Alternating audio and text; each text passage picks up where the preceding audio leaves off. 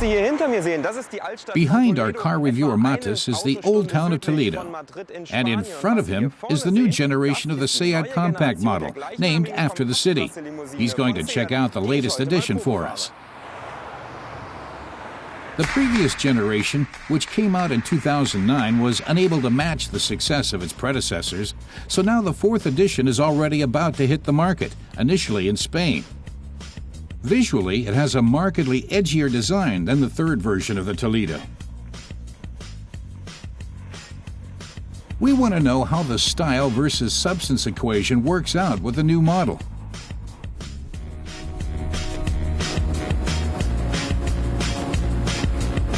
The TSI engine delivers 77 kilowatts from its 1.2-liter displacement with turbocharger, reveals Matis. It might not turn the Toledo into a rocket, but does give it ample acceleration. Our test Toledo makes the dash to 100 kilometers per hour in 10.4 seconds. On the consumption front, it needs 5 liters of fuel for 100 kilometers. Very impressive. What's more, it has a starting price of just under 14,000 euros in Spain. The price for German buyers hasn't been set yet. Top marks to the Toledo on that score. But what about the engineering?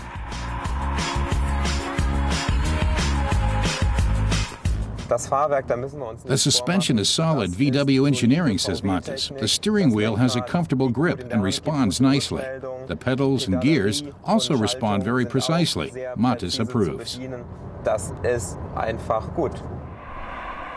But it's not all good news. There are points where Matis notices that Seat had to make sacrifices. There are power windows for the rear seats, but they cannot be operated from the front. All the driver has are the 2 buttons for the front windows. All he can do from the driver's seat is switch them off.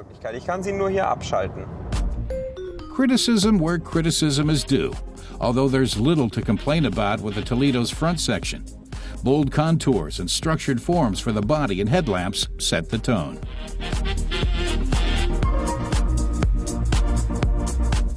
Instead of being integrated into the mirrors, the indicators are located on the body.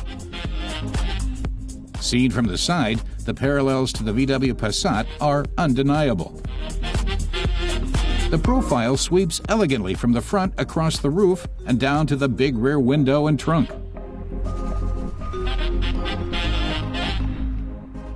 The rear also has bold styling. Matis was impressed by the exterior of the Toledo. So what about the interior?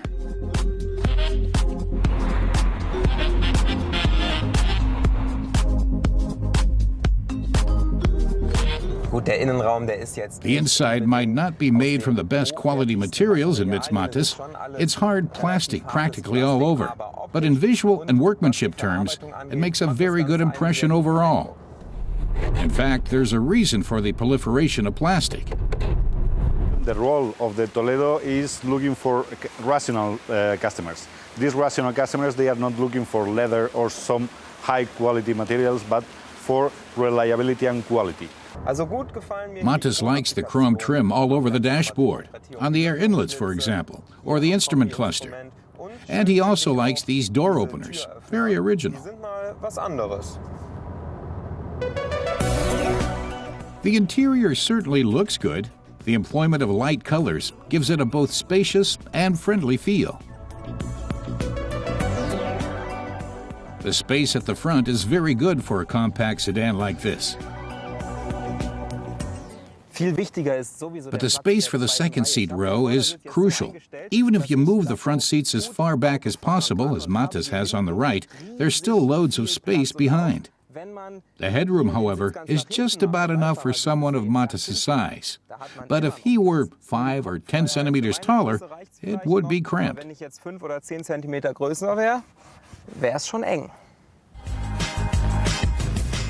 So despite the odd minor drawback, the interior impressed Matis and adds to the Toledo's tally.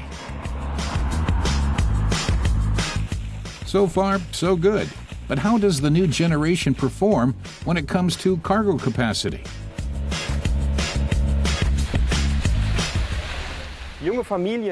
Young families with a limited budget will get everything they need with the Seat Toledo, concludes Mattes.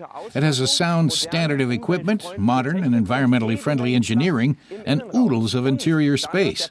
There's also plenty of space in the trunk, with a capacity of 550 liters. His two bags look rather lost in there. All in all, then, the new Seat Toledo boasts a lot of substance to go with the style.